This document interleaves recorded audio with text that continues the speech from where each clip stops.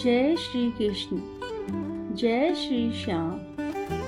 आप सभी भक्तों को मेरा प्यार भरा प्रणाम। आशा करती हूँ आप सब ठीक होंगे। तो आप सभी का स्वागत है आपके अपने YouTube चैनल भक्ति आराधना में। प्रिय भक्तों, आज मैं आपको सुनाने जा रही हूँ एक अद्भुत कथा जो महाभारत युद्ध के बाद घटी, जब पांडवों ने अपने प्रिय सखा श्री कृष्ण से पूछा कि कलयुग कब आएगा और उसमें मनुष्य का जीवन कैसा होगा। तब श्री कृष्ण ने उन्हें एक अद्भुत उपाय बताया। उन्होंने कहा, सत्य को समझना है तो केवल मेरी बात पर भरोसा मत करो, स्वयं जाओ और ऋषियों मुनियों से पूछो। फिर श्री कृष्ण ने पांडवों को 5 अलग अलग दिशाओं में भेजा। तो आइए सुनते हैं यह दिव्य कथा। युद्ध के बाद की शांति। कुरुक्षेत्र का युद्ध समाप्त हो चुका था। हजारों राजाओं का अंत हो गया था। कौरव सेना नष्ट हो चुकी थी। राजमहल में अब केवल शांति का वातावरण था, लेकिन पांडवों के हृदय में एक गहरी चिंता थी। धर्मराज युधिष्ठिर सोचते थे, यदि इतने बड़े युद्ध के बाद भी अधर्म समाप्त नहीं हुआ तो आने वाले युगों में धर्म की स्थिति कैसी होगी। एक दिन सभी पांडव इकट्ठा बैठे और श्री कृष्ण से पूछने लगे। पहले युधिष्ठिर बोले, हे माधव, आपने कहा था कि यह द्वापर युग है और इसके बाद कलयुग आएगा। हमें यह बताइए कि कलयुग कब आएगा और उसमें मनुष्य का जीवन कैसा होगा। भीम ने भी उत्सुकता से पूछा, क्या उस समय भगवान की पूजा होगी या धर्म की? क्या लोग सत्य का आदर करेंगे या धन का? अर्जुन ने कहा, क्या उस समय शास्त्रों की महिमा रहेगी या केवल छल और कपट का बोलबाला होगा। नकुल और सहदेव ने भी अपने अपने प्रश्न रखे। सभी का मन एक ही बात जानने को उत्सुक था, कलयुग की सच्चाई। श्री कृष्ण ने उत्तर दिया। श्री कृष्ण ने मुस्कुराकर कहा, प्रिय पांडवों, कलयुग का सत्य इतना बड़ा है कि यदि मैं कहूँ तो तुम उसे अनुभव नहीं कर पाओगे। सत्य जानना है तो तुम्हें स्वयं जाना होगा। तुम 5 अलग अलग दिशाओं में जाओ, वहां तुम्हें महान ऋषि और मुनि मिलेंगे। उनसे पूछो कि कलयुग कैसा होगा, फिर वापस आकर मुझे बताना। इस प्रकार तुम्हें अपने अनुभव से ही कलयुग का ज्ञान होगा। 5 भाई सहमत हुए और अलग अलग दिशाओं में चले गए। युधिष्ठिर धर्मराज थे। वे पूर्व दिशा की ओर चले गए और वहां व्यास जी से मिले। व्यास जी ने कहा, हे युधिष्ठिर, कलयुग में धर्म केवल एक पांव पर बचेगा। सत्य, दया और तप नष्ट हो जाएंगे। केवल दान का दिखावा बचेगा। राजा प्रजा का रक्षक नहीं होगा, बल्कि प्रजा को लूटने वाला होगा। लोगों के संबंध स्वार्थ पर आधारित होंगे। भाई भाई को धोखा देगा। माता पिता से संतान दूर भागेगी। और सबसे बड़ी बात, धर्म केवल वाणी में होगा, आचरण में नहीं। युधिष्ठिर यह सुनकर बहुत दुखी हुए और वापस लौट आए। भीम दक्षिण की ओर गए और अगस्त्य ऋषि से मिले।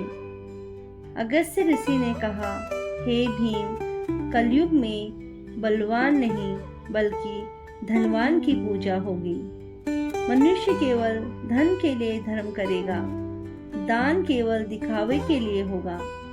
स्त्रियों का सम्मान घटेगा और लोग केवल भोग विलास में डूबे रहेंगे। भोजन शुद्ध नहीं रहेगा, पानी दूषित होगा,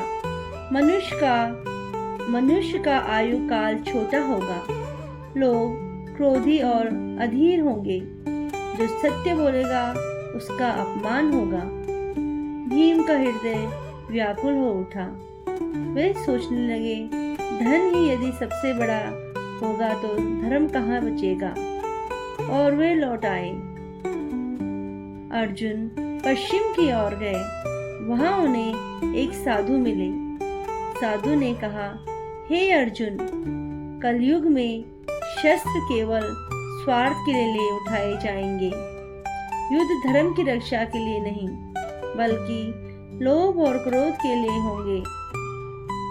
भाई भाई आपस में लड़ेंगे, मित्र मित्र को धोखा देगा। परंतु एक अद्भुत बात भी है, कलयुग में भक्ति सबसे सरल होगी। केवल नाम स्मरण से ही मनुष्य के उद्धार मिल सकता है। अर्जुन को थोड़ी शांति मिली कि कठिन युग में भी भक्ति सबसे सरल उपाय होगा। नकुल उत्तर की ओर गए और वहां नारद जी से मिले।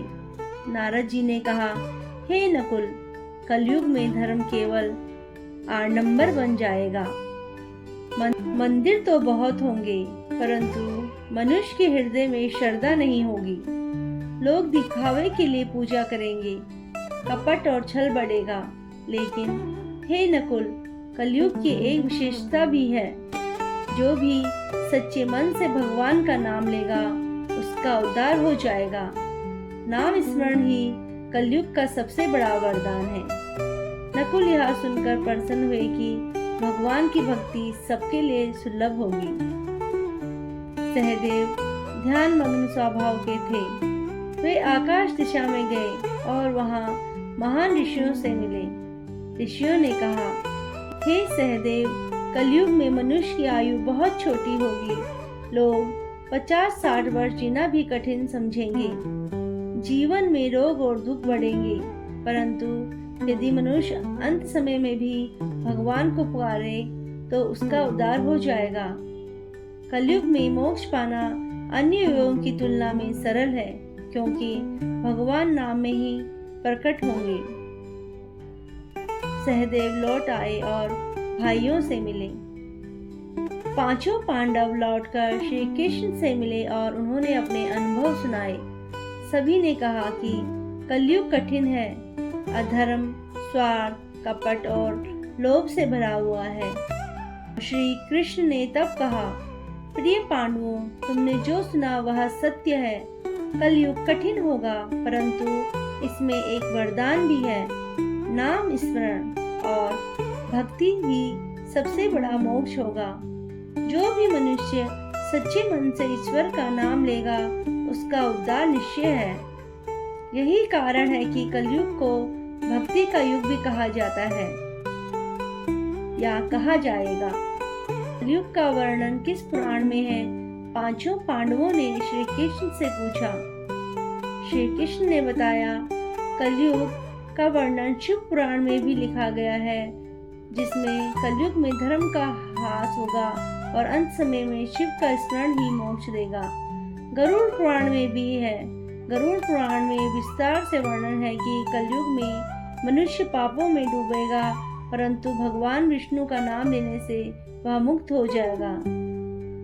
इस प्रकार दोनों पुराणों में स्पष्ट है कि कलयुग कठिन है, परंतु भक्ति सबसे सरल मार्ग है।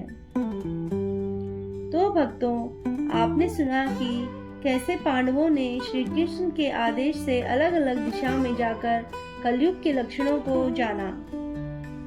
सभी ने ही कहा कि कलयुग अधर्म से भरा होगा, परंतु एक उपाय सबके लिए समान है, ईश्वर का नाम।